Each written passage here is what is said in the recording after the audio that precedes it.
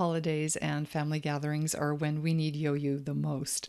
Of course, financial Yoyu or having enough money is always helpful, but today I was reflecting on how being prepared can give you an extra layer of Yoyu or wherewithal when things don't go according to plan. So, what is Yoyu? Yoyu is a Japanese word used in daily conversation to indicate your ability or wherewithal to handle something. And depending on the context, having Yoyu could mean, for example, you have enough money to buy something, you can afford it. Or you have enough time, energy, bandwidth, experience, patience, space to do it. You have the wherewithal to handle whatever is coming up in your life right now. When you don't have Yoyu, it means you don't have enough money, time, energy, bandwidth, experience, patience, space to do what you want to or maybe have to do. You don't have the wherewithal. You don't have the oomph. Hi, I'm Marci Kobayashi, and if you're new here, Finding Yoyu is a memoir about the year I helped my mother-in-law with end-of-life care and tried to understand and navigate Alzheimer's for my father-in-law who came to live with us, and helped my husband through a chemo-free recovery from stage 3 colon cancer, all in the same year. And did I mention that we live in Japan and my in-laws don't speak English? So I first wrote the memoir, the first draft of the memoir back in 2018 and then shelved it. And one of my friends encouraged me to get back at it by sharing a piece of it each week to help me finish. So I'm going to pick up where I left off. And this week we are looking at the New Year holiday from that first year after they had been living with us. And so it's the New Year's Eve 2015 going into 2016. So I'll jump right in. And I'll be reading from the page in front of me so you can sit back, listen, and enjoy. As we moved into December, I threw myself into preparation for the New Year holidays. We briefly considered going back to the US for Christmas. With Akira still in recovery and continuing to drink 2 liters of fresh-pressed organic carrot juice every day, the trip would have been challenging, but not impossible. However, I didn't entertain the idea for more than 5 minutes because I wouldn't have felt right leaving Okasan alone in the nursing home. Besides, Otosan didn't have a passport yet, and I wasn't sure how he would handle the flight. The 13-hour drive to Hiroshima had confused him and resulted in hallucinations. How would he take a 13-hour plane ride to another country?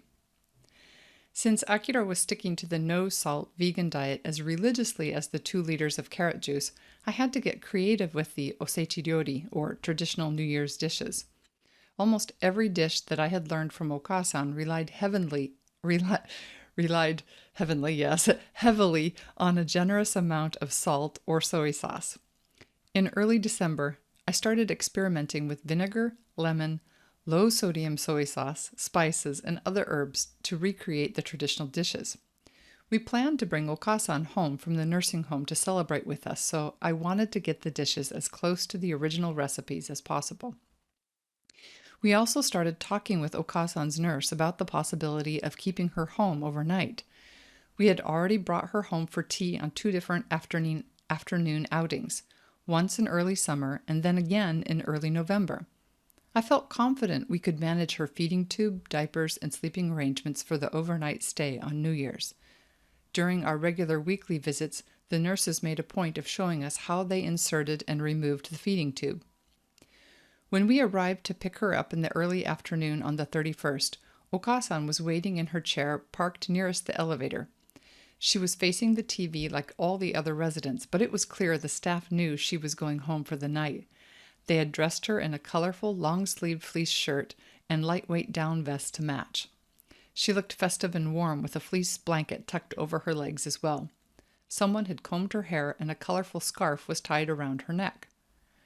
One more time, the nurses talked us through how to insert the feeding tube at mealtime and how to clean it properly afterward, too.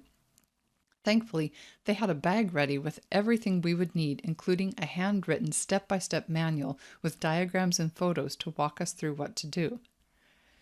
Bringing Okasan home meant we would be having the whole family over to our condo for the New Year's celebrations instead of to the family home in Hiroshima. It was a first, and I wanted everything to be as perfect as possible. Okasan probably wouldn't eat any of the food, but I could make a show of keeping up with tradition, and I knew that would make her happy. The afternoon and evening flew by, and Okasan stayed alert until late into the night. Otosan had long taken over our spare bedroom and made it his own. Akira's brother and wife would be sleeping in the living room, which meant that Okasan would sleep in our bedroom with us. We put Akira on a blow-up mattress on the floor next to the bed, and Okasan and I slept side by side like two schoolgirls. Okasan listened as we changed her into pajamas and prepared Akira's bedding. I wondered what she was thinking. Ever since her surgery the year before, followed by the move to Tokyo and finally the transition into the nursing home, Okasan's sly sense of humor had been nearly absent. However, week by week, as the nursing home staff gave her attention, we started seeing her personality emerge again. She was never as talkative as she had been before, but she could still tell a story with the expressions on her face. Though I couldn't read her current expression, I knew she could deliver a deadpan face and give the best evil eye. It always took people a while to realize that she was rarely angry and more than likely teasing them. Prim and proper and ever mindful about what people in the community might think, Okasan usually followed all the cultural norms when out in public. She made her boys ultra-sensitive to the norms too. However, having raised those two boys, Okasan could hold her own with their mischief. 3 of her 4 grandchildren were also boys. Sure, girls got into mischief too. Not having kids of my own, I couldn't say for sure. However, I assumed belches, farts, guffaws, and snores were more common coming from a table of boys than girls. I remembered how during previous holidays at home, never in public of course, Okasan would slyly leak out a bomb, and if anyone noticed, she would point at one of the boys lounging around the room watching TV or napping. They would protest, and eventually everyone would figure out that the stink was from her. We would all groan, and she would laugh until we were all crying. I loved her for this because I had a lot of gas too. I had never let one rip in front of her, though, and was still too embarrassed. She could make hers silent, but mine came out like a foghorn no matter how hard I tried to keep them quiet. Snuggled in next to Okasan, I felt my stomach rumble. I was bloated from the late-night buckwheat noodles we had eaten, a savory New Year's Eve tradition. I hadn't had enough water and was probably constipated too. Then I felt a rumble from Okasan's side of the bed. I turned my head to look at her and make sure she was okay. She was looking back at me with a grin. A few seconds later, I knew why as the stink seeped up through the covers. Then my stomach rumbled again. Still looking at each other, I raised my eyebrow at her, and then I let it rip. She opened her eyes big in staged surprise and then grinned right back at me. On the floor next to us, Akira groaned and pulled the covers over his head, but I knew he was laughing. Then, as if on cue, a series of unmentionable noises came from Akira's bed too. Eventually, our symphony died out and Akira started to snore. Then I heard Okasan's breathing deepen. I listened to both of them and thought about our silly exchange. For years, Okasan had been relaxed and confident enough to just be herself with me, farts and all. It endeared her to me. So why had it taken so many years for me to give back the same in return? People might think a fart is just a fart, but I knew our exchange was part of something bigger. Unfortunately, I drifted off to sleep before I could work out exactly what it meant. January 1st, 2016 dawned with a cloudless sky that by mid-morning would turn a deep blue. Akira helped me get Okasan ready, changing her diaper and combing her hair. I slipped into the kitchen to quietly start the coffee and get Akira's carrot juice ready. I wanted to get his juice bottled and out of the way before preparing the ozoni, the traditional soup served on New Year's morning. I was on a roll and felt good about how organized and prepared I was. This holiday would be a success. I was in control. And then, as I chopped up the last carrot for Akira's juice, I cut my finger. It was deep. Not so deep that I needed stitches, but deep enough I had to leave the kitchen and relinquish control. I was so angry with myself, so disappointed. I wanted to show everyone how I could do it all. Instead, I had to ask for help. Otosan wouldn't know what to do in the kitchen, but there was more than enough help to get everything on the table between Akira, his brother, and his brother's wife. Unlike the traditional holiday dinners I grew up with, where things were prepared fresh on the day of, most of the osechi ryori, or New Year's food, was prepared days in advance. Still, I so badly wanted to be in control of making the soup and preparing the mochi, the hard, round, white blocks that, when heated up, stretched out like mozzarella cheese but were made 100% from sticky rice and were central to the morning feast. Nobody else seemed to care, but I was struggling to let go. With the time difference, it was still the 31st in Michigan, where my sister watched the New Year's Eve specials on TV. I texted her about what had happened, and she commiserated with me. Michelle also reminded me that being in control didn't mean I had to do everything. I could be the director of the show and just needed to adjust my thinking. The timing of the event was not lost on either one of us. Perhaps 2016 would be all about learning how to ask for help.